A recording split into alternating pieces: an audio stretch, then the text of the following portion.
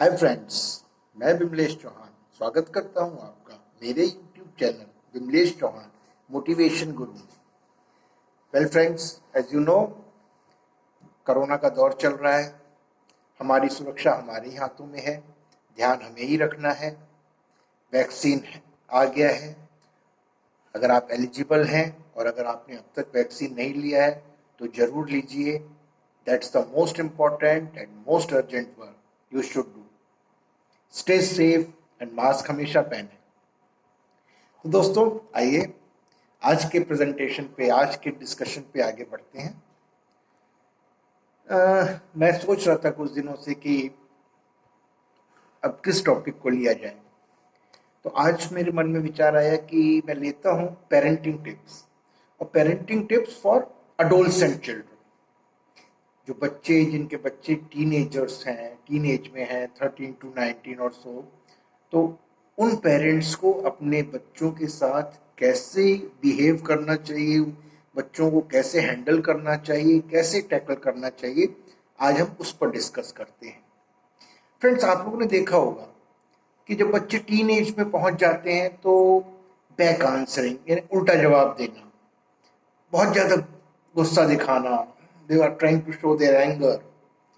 तो ऐसे में हम सिचुएशन को कैसे टैकल करें, और इसी बात का कुछ सॉल्यूशन या डिस्कशन या सजेशंस, टिप्स, जो भी आप ले लीजिए। जब बच्चे धीरे धीरे बड़े होते हैं तो हम देख रहे हैं कि उनको लेकर हमारे जो प्रॉब्लम्स हैं हम फेस करते हैं। जब बच्चा टीनेज के आसपास और टीनेज में पहुंचता है तो बच्चों के अंदर हम 4 प्रॉब्लम्स साफ साफ देख सकते हैं। First is argument. जैसे जैसे आपका बच्चा बड़ा होता है वैसे वैसे शायद हम ये कह सकते हैं पेरेंट्स और बच्चों के बीच में तू मैं शुरू हो जाती है। एरोगेंस। पहले बच्चा हमारी बात सुन लिया करता था, लेकिन जैसे जैसे बच्चा बड़ा होता है, टीनेज में आता है, एडोलसेंस में आता है, तो वो बात नहीं सुनता है। ही और she tries to show the arrogance. Third is anger. जैसे जैसे बच्चा बड़ा होता जा रहा है, छोटी छोटी बातों में इरिटेट होगा, हमारी बात नहीं सुनेगा, बैक आंसरिंग करता है, एंगर। Then loneliness. अब वो क्या चाहता है कि अपने माँ बाप, मम्मी पापा से थोड़ा थोड़ा दूर होता जाता है। जैसे पढ़ने के लिए पहले वो मम्मी के साथ पढ़ता था, उनको मम्मी को पढ़ाने के लिए बोला करता था, लेकिन वो जैसे जैसे धीरे धीरे बड़ा होता है ये moves towards loneliness. Social functions में वो नहीं आना चाहेंगे, उनके साथ बच्चों मम्मी पापा के साथ बैठ के स्टडीज नहीं करना चाहेंगे। अपने आप को एक रूम में, कमरे में, जो भी उसके स्पेस है, वहां पे वो अपने को लिमिटेड कर लेता है। तो अब ये 4 प्रॉब्लम हैं, और इन सिचुएशंस के सॉल्यूशन के लिए मैं आपके साथ 5 ए शेयर करता हूं। First is accept, then appreciate, then adventure, then advice from others, and 5th one is ask. तो first A is accept. See friends, as a parent हमें ये accept करना होगा कि बच्चा जैसे जैसे बड़ा हो रहा है वो पेरेंट्स को लेके थोड़ा अपसेट हो जाता है और उनसे आर्ग्यूमेंट करता है। जो हमारे ओपिनियन या सॉल्यूशंस होते हैं वो बच्चा एक्सेप्ट नहीं करता है। इसमें कोई गलत बात नहीं है। जनरेशन डिफरेंस है, जनरेशन गैप है। ओपिनियन वो हम क्या करते हैं, हम उनको एक जजमेंट देते हैं कि तुम्हें ये करना है, ये इंस्ट्रक्शन दे देते हैं। तो हमारी जो लैंग्वेज होती है वो बच्चे के ईगो को कहीं ना कहीं हर्ट करती है। दोस्तों, महात्मा गांधी के बच्चे, उनको भी ऐसा लगता था कि उनके पिताजी में अभी सेल्फ इंप्रूवमेंट की बहुत जरूरत है, और बड़े से बड़े व्यक्तियों को अपने बच्चों से ये सुनना पड़ता है। तो first thing is to accept कि बच्चे जब बड़े होते हैं तो उनका खुद का ओपिनियन होता है, उनकी खुद की सोच होगी। वो हमारे साथ आर्ग्यूमेंट करेंगे, गुस्सा दिखाएंगे, तो हमें भी धीरे धीरे उस चीज को एक्सेप्टेंस लेवल पे लाना पड़ेगा। अब पेरेंट्स को ऐसा लगने लगता है कि सारी प्रॉब्लम तो लगता हम में ही है, बच्चों में तो कोई प्रॉब्लम ही नहीं है। बच्चों को लगने लगता है कि सारी प्रॉब्लम इन्हें मुझ में ही दिखती है, इनमें तो कोई प्रॉब्लम ही नहीं लगती इनको। तो इस बिहेवियर को हैंडल करने के लिए सबसे पहले आपको बच्चे के माइंडसेट को एक्सेप्ट करना पड़ेगा। जब आप एक्सेप्ट करेंगे तो आप धीरे धीरे टेंशन फ्री होंगे। Second is appreciate the work.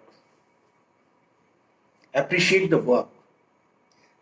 दोस्तों, जब बच्चा छोटा होता है, जब वो अपने पैरों पे खड़ा होता है, जब वो 2 कदम चलता है, जब वो इधर से उधर जाके कोई चीज ला के देता है, तो हम उसको कितना अप्रिशिएट करते हैं। जब वो अगर स्कूल में गया है और उसको अगर 5 स्टार मिले हैं और 3 स्टार मिले, तो हम उनको कितना अप्रिशिएट करते हैं। और उम्र बढ़ने के साथ साथ हमारा जो बच्चों के लिए अप्रिसिएशन है वो कम होता जाता है, वेदर यू एक्सेप्ट इट और नॉट, दैट इज ट्रू। तो हम अपनी प्रॉब्लम्स में उलझे हैं और हम बच्चों को उस समय इग्नोर करना शुरू कर देते हैं। हमारे भी जब एज होता है उस समय हम 40-45 के आसपास होते हैं, जबकि बच्चे अपने टीन एज में आते हैं। हम भी एक बायोलॉजिकल फिनोमिनन से उस समय गुजर रहे होते हैं और बच्चे भी एक बायोलॉजिकल फिनोमिनन से गुजर रहे होते हैं। दोनों में वो क्लैश है। इसलिए अडोलसेंट और बच्चों में और पेरेंट्स में उस समय क्लैश होता है।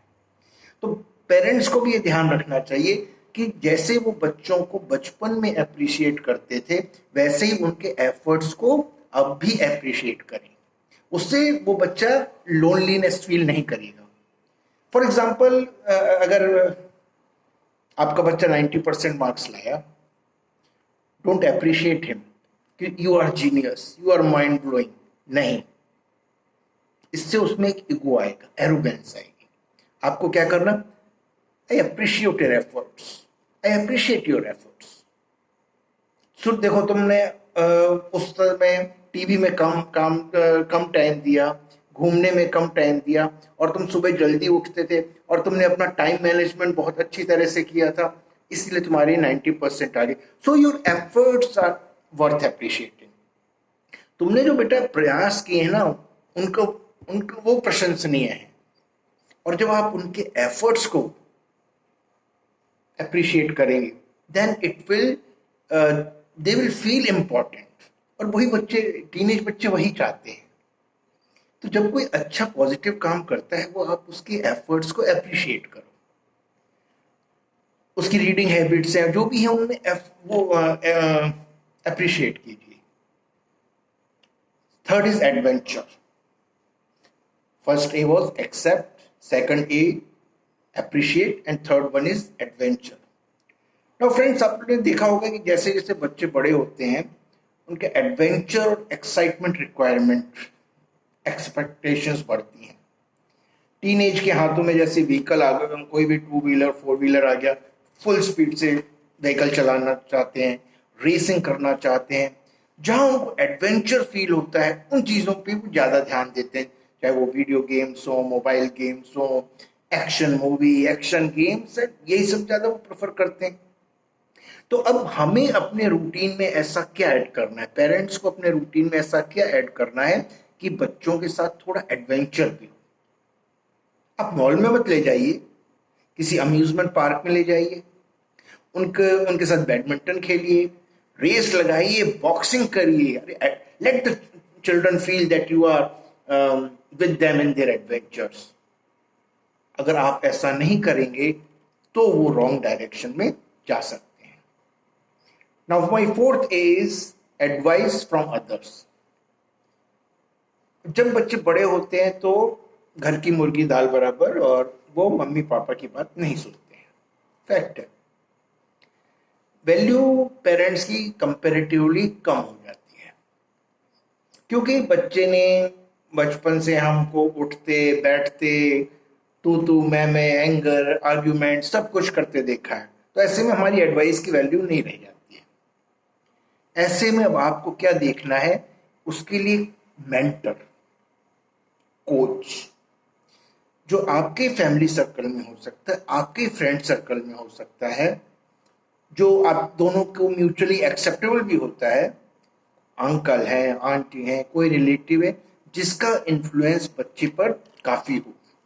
और जब वो मेंटर, कोच, फ्रेंड, रिलेटिव, जो भी आप कह रहे हैं, वो जब उसी बात को अपने ढंग से आपके बच्चे को समझाएंगे तो definitely it will be a positive influence on the child.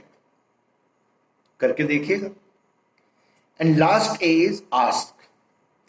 ज्यादातर क्या होता है, मैंने शुरू में बताया था, हम बच्चों को अपना जजमेंट देते हैं, you have to do that, that's my final word. ऐसा नहीं होता है, बच्चा बड़ा हो गया है, अरे आप उसका ओपिनियन लीजिए, इंस्ट्रक्शन मत दीजिए, ऑर्डर मत दीजिए, ऑप्शन दीजिए,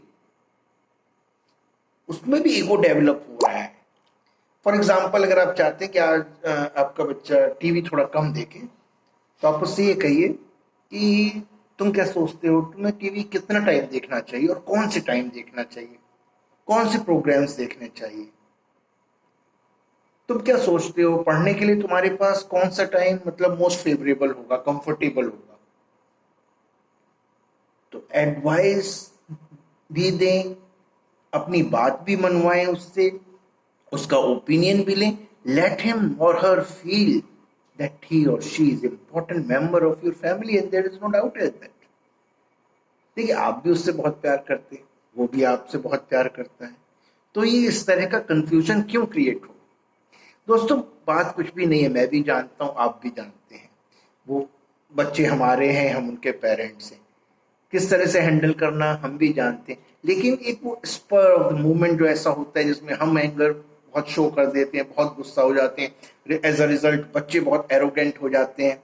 ऐसे में एक बात का ध्यान रखिए कि आप बच्चे से बहुत बड़े हैं, मैच्योरिटी आपको दिखानी है, सही सॉल्यूशन आपको ढूंढना है, बच्चे को साथ लेकर चलें।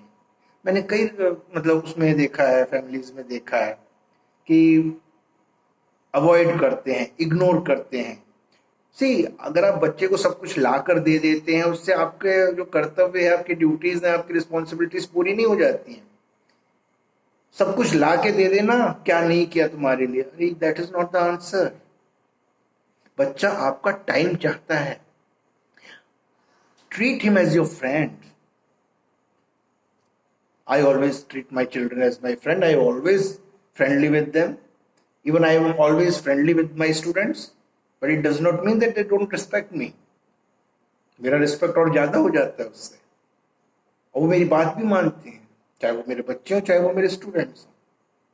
लेकिन सिचुएशन को कैसे हैंडल करना है, ये आपको सोचना होगा।